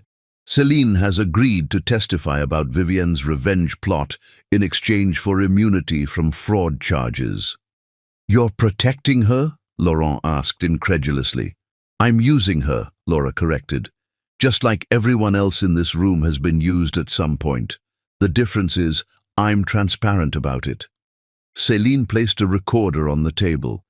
3 hours of conversations with Genevieve. She didn't know I was recording, but she admitted everything. The embezzlement, forcing Philippe into arranged relationships, even some interesting details about her husband's death. Philippe went pale. She didn't kill him? Number. But she did withhold his heart medication during his final attack. She watched him die, Philippe said it herself on tape. The room went silent. Philippe sank into his chair, his face in his hands. Why? He whispered. Why would she do that? Because he was going to divorce her, Céline said. He'd found out about her daughter, about the embezzlement. He was going to expose everything, so she let him die and called it a heart attack from overwork. Laura stood, moving to Philippe's side. Despite everything, she placed a comforting hand on his shoulder. "I'm sorry you had to learn this way." "Are you?" Felipe looked up at her. "Or is this just another move in your game?" "Both," Laura admitted. "I am sorry you're hurting, but I also needed you to understand who your mother really is, what she's capable of." Miranda cleared her throat. "There's more. Genevieve's been in contact with someone else, someone who wants to destroy the new company structure." She handed Laura a printed email exchange. Laura's face darkened as she read. "Robert Moreau, Celeste's supposed father. He's real?" Philippe asked. "Oh, he's real, and he's furious about being implicated in the fake merger scheme. He's threatening to sue for defamation unless—" Laura trailed off. "Unless what?" "Unless I agree to marry his actual son. Consolidate the companies through a real marriage alliance." Philippe stood so fast his chair fell over. "What?" "Calm down. I'm not marrying anyone. I'm already married, remember?" Laura's tone was dry. "But this shows Genevieve's desperation. She's trying to force a hostile takeover using Moreau's resources." "So what do we do?" Laura smiled, and it was the smile of a predator. "We let her think she's winning. Céline, you'll go back to Geneviève. Tell her I'm considering Moreau's offer. Tell her I'm tired of Philippe, that the reconciliation is failing." "You want me to double-cross her?" "I want you to triple-cross her. She thinks you're still Vivienne's agent. Let her believe you've switched sides for money. Meanwhile, you'll be feeding her false information I provide." "This is insane," Philippe said. "You're juggling too many deceptions." "No," Laura said. "I'm simplifying. Every player thinks they're using me, but they're all using each other. Geneviève, Moreau, even Vivienne initially. They're so busy fighting among themselves they don't see the real move." "Which is," Laura pulled out a document, "the shareholders' meeting next week. While Geneviève is focused on her legal battle and Moreau's proposal, we're voting on the complete restructuring, splitting Warren Industries into 3 separate companies, one for Philippe, one for me, one for the family trust managed by Laurent and Isabelle. Mother will never agree. Mother won't have a vote. Her shares were frozen the moment she contested the resignation. Corporate bylaws, Section 47B. Bernard missed it because he was too focused on the criminal implications." Bernard, who had been quietly taking notes, looked up sharply. That's brilliant, and completely legal." "Everything I've done has been legal," Laura said. "Unethical perhaps, manipulative certainly, but legal. That's the difference between me and Geneviève." Her phone rang. She looked at the caller ID and smiled. "Speaking of which, hello, Geneviève." She put it on speaker. "Laura, dear." Genevieve's voice was ice, pretending to be honey. "I think we should talk. Woman to woman." "We are talking. In person. Alone. I have a proposition that might interest you." "Does it involve Robert Moreau's son? Because I've already heard that one." Silence. Then, "How did you—" "Never mind. Yes, it involves that. But also something else. Something about your baby." Laura's hand went instinctively to her growing bump. "What about my baby?" "I know who the father is. The sperm donor. It wasn't as anonymous as you think. Would you like Philippe to know? Would you like everyone to know?" The room tensed. Philippe looked at Laura with concern. Laura laughed. "Oh, Geneviève. You think you've found leverage. Go ahead. Tell everyone." The donor was Laurent's college roommate, Marcus Chen, the man Philippe nearly expelled for cheating, the man whose family Philippe destroyed in a business deal 5 years ago.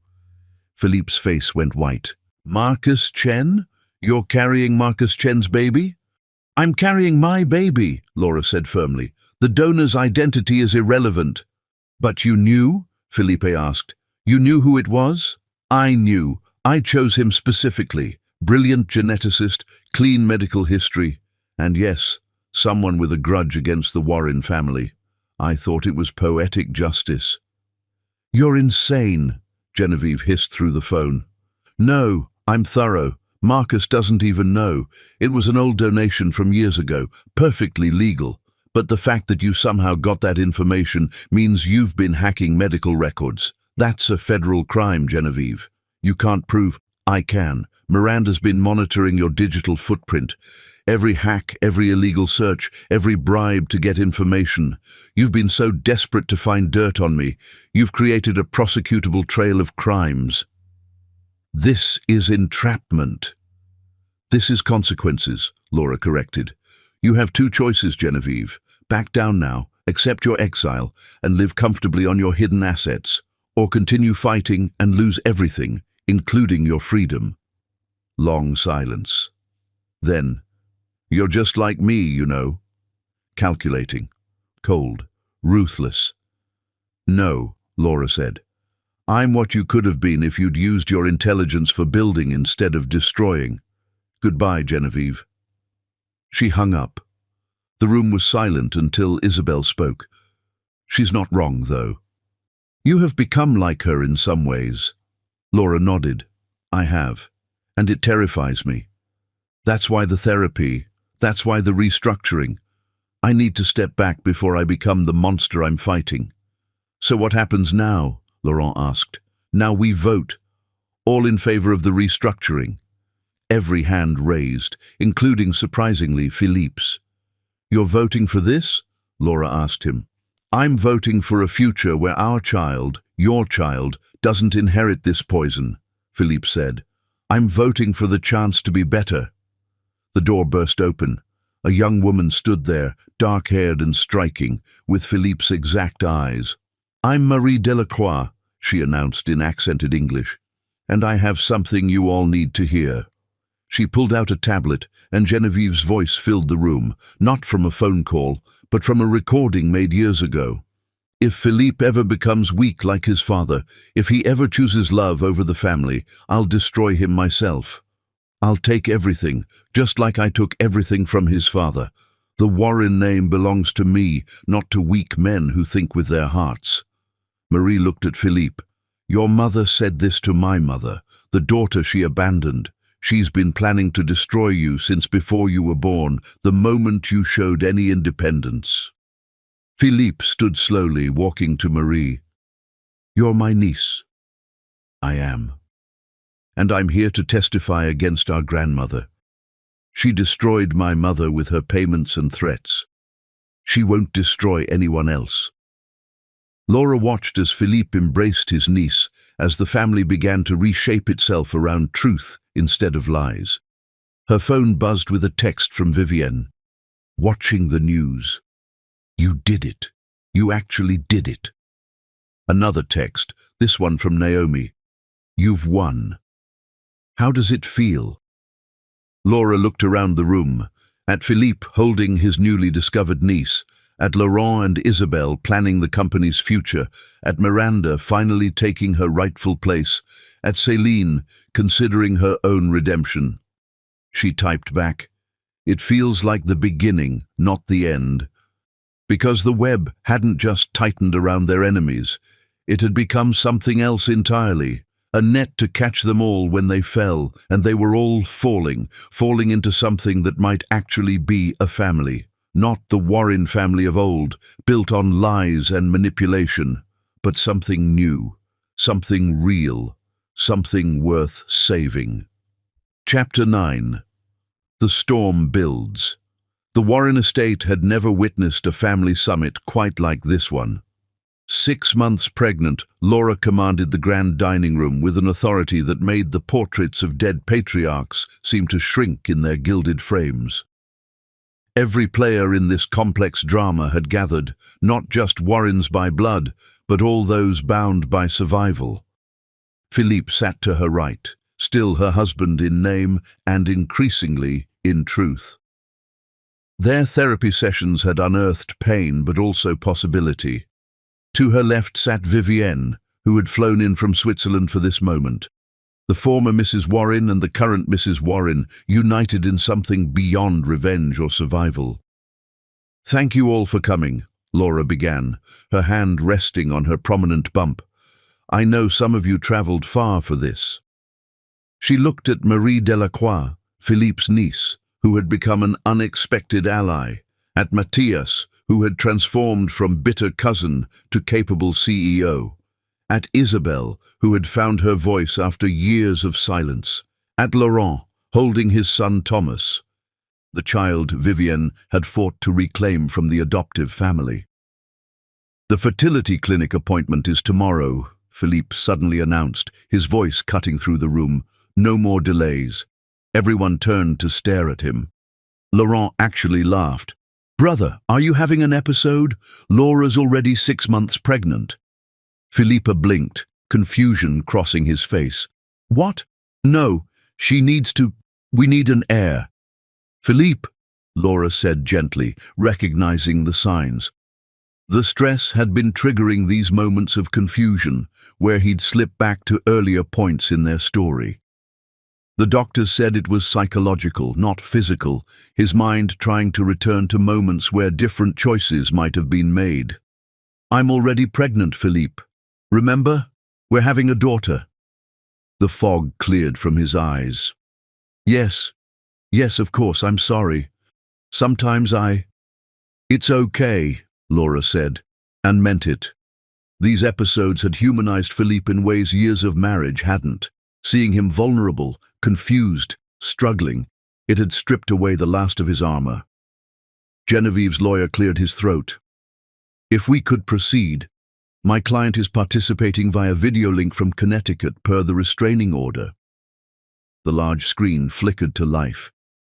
Genevieve appeared, still regal despite her fall, sitting in what was clearly a modest room, a far cry from her previous luxury. "Mother," Philippe said quietly. "Philippe." Her voice was cold. "And the rest of my ungrateful family." "We're not here to rehash grievances," Laura said firmly. "We're here to finalize the separation of assets and establish the future structure of what was once Warren Industries. To the future Warren heir." Delphine, cousin Delphine, who'd flown in from Paris, raised her glass mockingly. "Oh wait, there won't be one, will there? Just Laura's bastard." "Delphine," Matthias warned. "Finally earning your keep, Laura," Delphine continued, her sneer a perfect echo of the old family cruelty. But instead of anger, Laura smiled. "I live to serve the Warren legacy," she said, her tone making it clear she was mocking the very idea. "Enough," Grandfather Armand's voice boomed through another screen. At 92, he remained sharp, watching everything from his care facility. "Delphine, you're here on sufferance. One more outburst and your trust fund, what's left of it, disappears entirely." "This is about the future," Laura continued. "Warren Industries as it existed is dead. In its place, we have 3 new entities. Philippe will run Warren Manufacturing, focusing on the traditional business lines." Philippe nodded. He'd found unexpected satisfaction in returning to the actual work of building things rather than building schemes. "I'll head Decker Innovations, taking the tech and development divisions into the future. And Laurent will manage Warren Rousseau Capital, the investment arm." "Warren Rousseau." Genevieve's voice was sharp. "You're putting her name on my family's company?" "It's not your family anymore, Mother," Philippe said quietly. "You saw to that when you chose power over people." "Besides," Vivienne added with a slight smile, "I'm the second largest shareholder now. I've been buying stock during the chaos, quite affordably, I might add."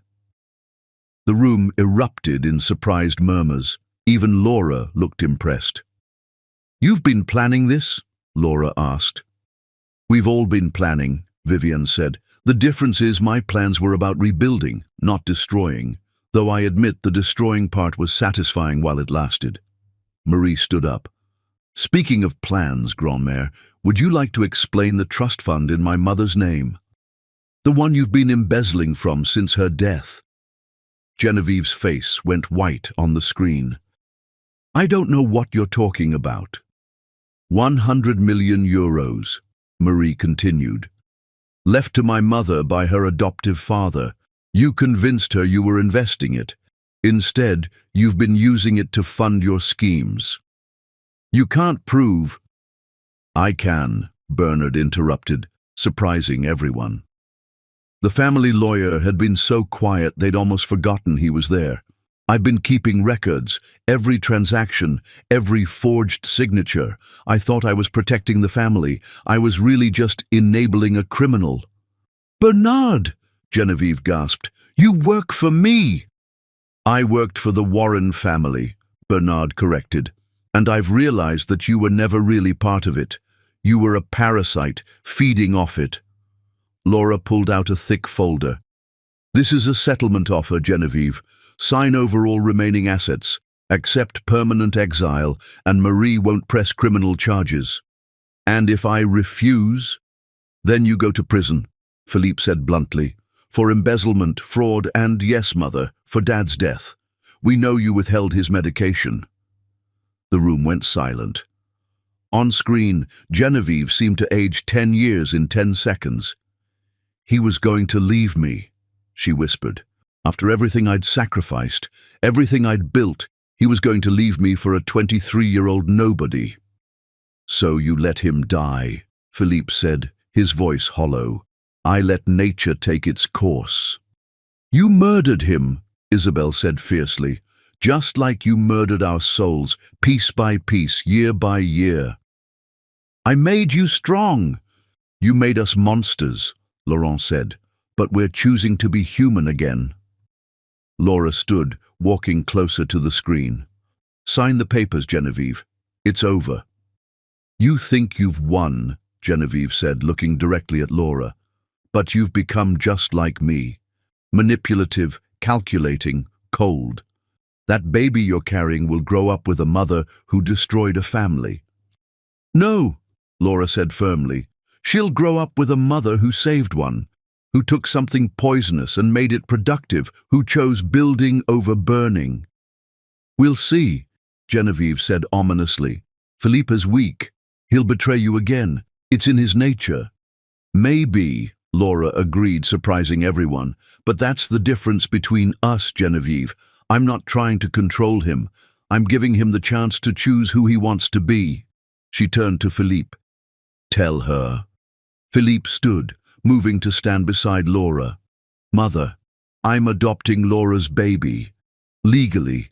She'll be my daughter in every way that matters, and we're trying for another child, together. The real way this time. You're staying with her, after everything. I'm choosing her. Every day I'm choosing her, and therapy and work, and being better than what you tried to make me. It won't last, Genevieve said bitterly. Maybe not, Laura said. But if it fails, it'll be honest failure, not the elaborate deception you called a marriage. Genevieve's lawyer whispered something to her off-screen. She nodded slowly. Send the papers, she said finally. I'll sign. The screen went dark. The room exhaled collectively. So it's really over? Matthias asked. The war is, Laura said. The rebuilding is just beginning. Vivian stood. I should go. My flight. Stay, Laura said suddenly. Stay for dinner. All of you. Even you, Delphine, if you can manage to be civil. Why? Vivian asked. Because we're family now. Not the kind bound by blood or marriage certificates, but by survival. We've all been through the Warren crucible. We might as well break bread together. It was strange, sitting around the same table where so many power plays had unfolded. Philippe carved the roast, while Laurent poured wine, juice for Laura. Isabelle and Marie chatted in rapid French. Matthias and Vivienne discovered a shared love of art. This is weird, Thomas, Laurent's son announced with 3-year-old honesty. Yes, Laura agreed, ruffling his hair, but good weird. Philippe reached over, taking her hand. Are we really going to be okay? I don't know, Laura said honestly. but we're going to try, really try this time. The baby, Marcus Chen's baby. Our baby, Laura corrected. She's ours. Biology is just details. I love you, Philippe said suddenly. Not the desperate, possessive way I did before, but real love, the kind that wants you to be happy even if it's not with me. I know, Laura said. That's why I'm still here. Delphine, who'd been unusually quiet, suddenly spoke. You know what? You did good, Laura. You played the game better than any of us. That's the thing, Laura said, looking around the table at this strange, fractured, healing family. I stopped playing games. That's how I won. As dinner continued, as laughter gradually replaced tension, as Thomas fell asleep in Laurent's arms and Marie showed Isabelle photos from art school, Laura felt something she hadn't expected. Peace. Not the peace of victory, but the peace of acceptance. They were all broken in different ways, but broken things, when put together right, could make something beautiful. A mosaic instead of a mirror. A family instead of a dynasty. The storm hadn't just built, it had passed, leaving something unexpected in its wake. Chapter 10. The Queen's Gambit. The baby came during a board meeting. Laura's water broke while she was presenting quarterly projections for Deca Innovations, and she simply looked down at the puddle, said, "Well, that's inconvenient timing," and continued her presentation for another 2 minutes before Philippe physically carried her to the car. 8 hours later, Marie Hope Warren Decker entered the world screaming, a warrior from her first breath. "She's perfect," Philippe whispered, holding his daughter, not biologically his, but his in every way that mattered. "She looks like you." "She looks like herself," Laura corrected, exhausted but radiant, unique, unbound by anyone's expectations. The door opened, and unexpected visitors filed in. Vivienne carrying flowers, Laurent with Thomas, Isabelle with tears in her eyes, even Matthias, awkward but present. "We wanted to be here," Vivienne said simply. "Family should be together for the big moments." Family.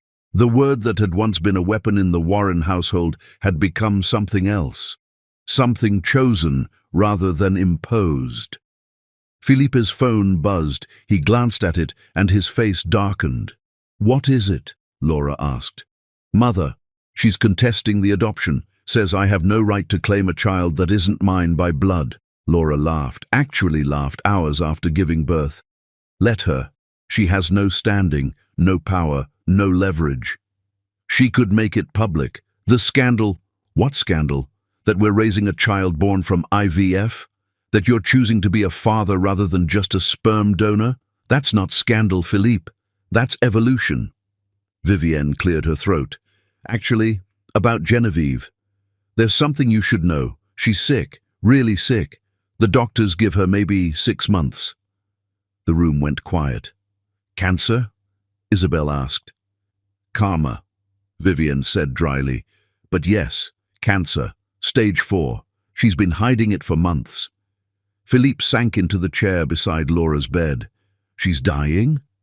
"She's been dying since the day she chose power over love," Laurent said philosophically. "The cancer's just making it literal." "We should go see her," Philippe said suddenly. "No," Laura said firmly. "She made her choices. She can die with them." "Laura." "No, Philippe. This is exactly the kind of manipulation she excels at. Dying doesn't erase what she did. It doesn't entitle her to forgiveness she hasn't earned. She's still my mother. Biologically. But Marie here," Laura looked at the baby in her arms, "will never know that kind of motherhood, the kind that comes with conditions and cruelty." A knock at the door interrupted them.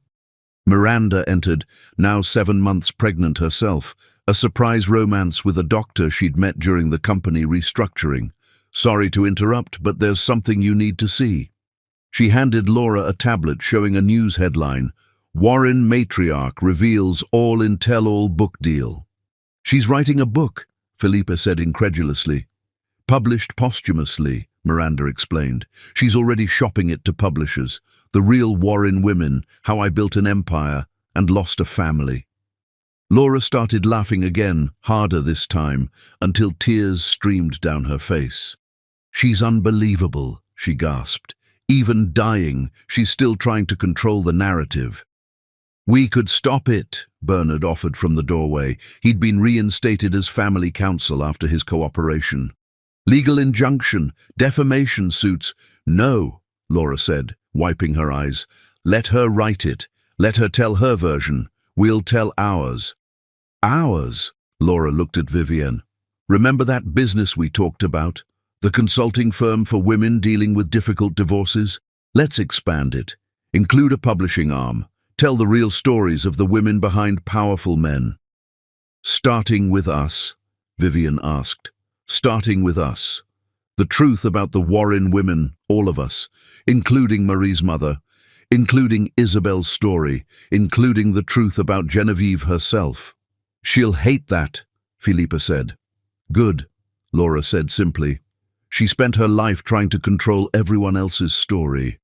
It's time she learned she only ever controlled her own. Baby Marie started crying, and Philippe instinctively reached for her. Laura watched him settle their daughter with practiced ease. They'd been practicing on Thomas during visits. You know what's funny, Philippe said, rocking Marie gently. I spent so much time obsessing over having an heir, over continuing the Warren line, but now, holding her, I don't care about any of that. I just want her to be happy. That's growth, Laura said softly. That's love, Philippe corrected. Real love. The kind I should have given you from the start. You're giving it now, Laura said. That's what matters. Another knock. This time it was a courier with a letter. Laura recognized the handwriting immediately, Genevieve's. She opened it, reading aloud. Laura, you won. I admit it. You played the game better than I ever could. You saw all the angles, anticipated every move, and defeated me completely. But here's what you don't understand yet. Winning the game means you're still playing it. Every manipulation you executed, every scheme you orchestrated, it's in you now. You've become what you fought against. Watch Philippe. He'll betray you again. It's in his nature, just as manipulation is now in yours. The only difference between us is time. Enjoy your victory. It will turn to ash, just as mine did. Genevieve. Laura crumpled the letter slowly, then looked at everyone in the room. Her strange, chosen family. She's wrong, Matthias said. You're nothing like her. She's right, Laura said, surprising them. I did become like her. I manipulated, schemed, and destroyed. The difference is I'm choosing to stop. She never could. And if she's right about me, Philippe asked quietly, if I do betray you again? Laura looked at him holding their daughter, at the man who'd been broken and was slowly rebuilding himself. Then we'll deal with it, she said simply. Together or apart, but honestly. No more games. No more games, Philippe agreed. Vivienne stood. I should go. Let you rest. Vivienne, Laura called out. Thank you for everything, even the revenge plot. Vivienne smiled. It brought us all here, didn't it? Sometimes you have to destroy something completely to rebuild it right. One by one they filed out, leaving just Philippe, Laura, and baby Marie. What happens now? Philippe asked. Now we live, Laura said. Day by day, choice by choice. We raise our daughter. We run our companies. We go to therapy. We see if love can grow from honesty instead of deception. And if it can't, then we'll have tried. Really tried. That's more than most get. Philippe leaned over and kissed her forehead. Not passionate, not desperate, just tender. I love you, he said. The real you. The woman who outsmarted an entire dynasty. The one who chose mercy when she held all the weapons. The one who's giving me a chance I haven't earned. You love me now. Laura said carefully, her exhaustion making her words deliberate. But love isn't a feeling, Philippe. It's a choice, made every day. Can you choose me when the romance fades, when the baby won't stop crying, when the company struggles and life isn't a fairy tale? I don't know, Philippe admitted, the honesty costing him, but I want to try, really try this time. Then that's our beginning, Laura said. Not an ending. A beginning. As she drifted off to sleep, exhausted from labor and emotion, Laura thought about Genevieve's letter, about winning and losing, about becoming what you fight against, about the price of victory. Maybe Genevieve was right. Maybe she had become a master manipulator. Maybe Philippe would betray her again. Maybe this fragile peace they'd built would shatter. Or maybe, just maybe, they'd all learned something from the ruins of the Warren Empire. That power without love was emptiness. That manipulation might win games, but it couldn't win hearts. That sometimes the greatest victory was choosing not to play at all. The Queen's Gambit in chess was a famous opening where you sacrificed your queen's pawn to gain control of the center of the board. Laura had sacrificed more than that. She'd sacrificed her innocence, her trust, pieces of her soul. But she'd gained something too. A family, strange and broken but real. A daughter who would grow up free. A husband who was learning to be human.